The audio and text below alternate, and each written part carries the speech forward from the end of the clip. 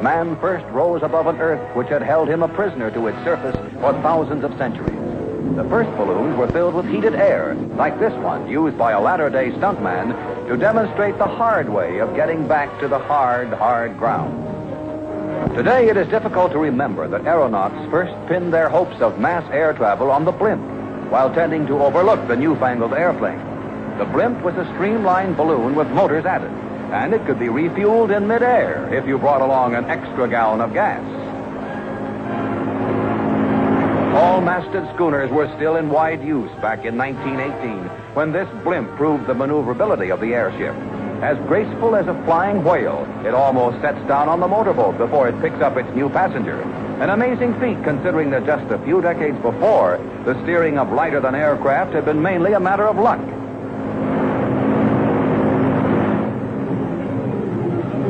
By the mid-30s, the Blimp was capable of some astonishing tricks of its own. Hovering directly over the world's tallest building, this airship picks up the afternoon mail.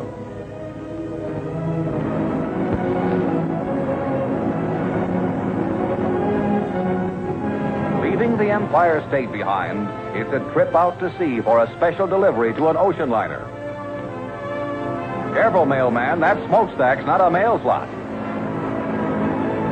Now let's turn from the Blimp to the biggest of lighter-than-air craft, the rigid airship, or zeppelin. Used by Germany in World War I, some were shot down, but others got through to rain bombs on London. At war's end, France acquired the German-built Dixmude. Its complete disappearance with all hands remains a great unsolved mystery. In 1919, Britain, busily engaged on an extensive dirigible production program, unveiled her R-29. Nothing has ever approached the streamlined skinniness of this snake of the skies. The British R-33 suffered a broken nose in a runaway flight over the North Sea, but was brought home safely. The R-38, built by England for America, broke in half on a test flight, plunging into the River Humber and killing 45 of her crew.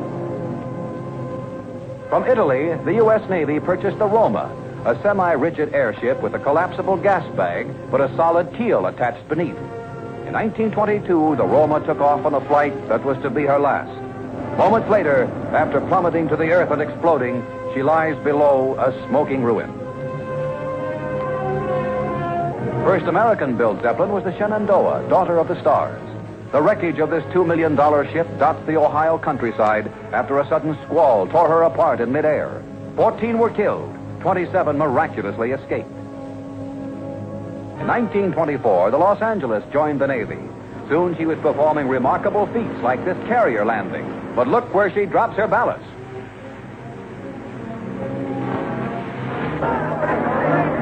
Two and a half times the size of the World War I Zeppelins, the Los Angeles settles down snugly. Now this graceful dirigible heads for her seagoing mooring mast aboard the airship tender USS Patoka. During 9 years of active service in all kinds of weather, the Los Angeles amassed a perfect safety record and set the stage for further lighter-than-air experiments. With Germany's Graf Zeppelin, the airship began to rival the ocean liner. Long trips by this sky leviathan made aerial history. In 1929, you may have been among the crowd that turned out to greet the Graf when she came overhead at Lakehurst, New Jersey on an Earth-circling flight.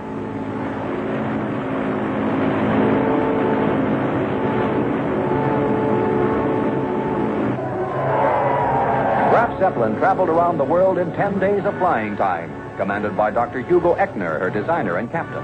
After its dark history of disasters, the dirigible at last seemed here to stay. America began construction on the mammoth Akron, almost twice the size of the Graf Zeppelin, which had been the biggest airship up to then. Section by section, the cigar-shaped $4 million spider web of steel took form.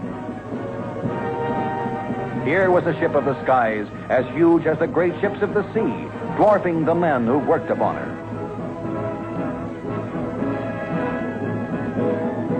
Side by side, the completed Akron towered over the Los Angeles. In this glistening airship, man's fondest dreams of lighter-than-air travel seemed to have come true. She could be used as an aircraft carrier, with planes like tiny gnats hooking on and dropping from trapeze arrangements attached to her great underbelly.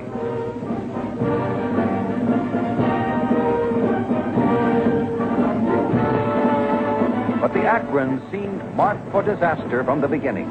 In 1932, while she was attempting to moor, a gust of wind swept her skyward so suddenly that 3 men of her ground crew were pulled high into the air. Shortly afterward, the Akron passed above New York City, seeming to glide over the tops of the buildings below. She was only 17 months old when, with a crew of 76 aboard, she moved out to sea to her doom in a storm. Bits of wreckage marked her resting place. Her sister ship, the Macon, already under construction when the Akron was lost, followed her into service.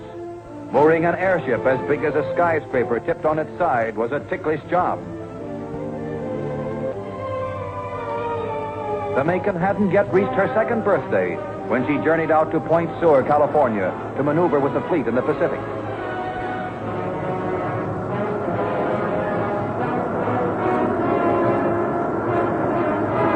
Here she settled into the sea, and of the proud Macon, soon only an oil slick remained. A luxury liner with observation decks and lounge rooms for her passengers began her second year of regular transatlantic service.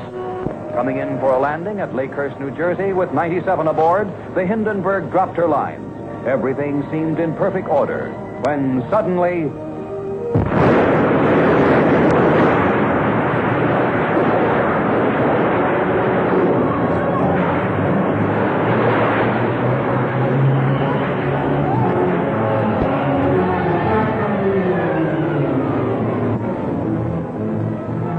the majestic queens of the sky were seen no more, floating in beauty above the earth.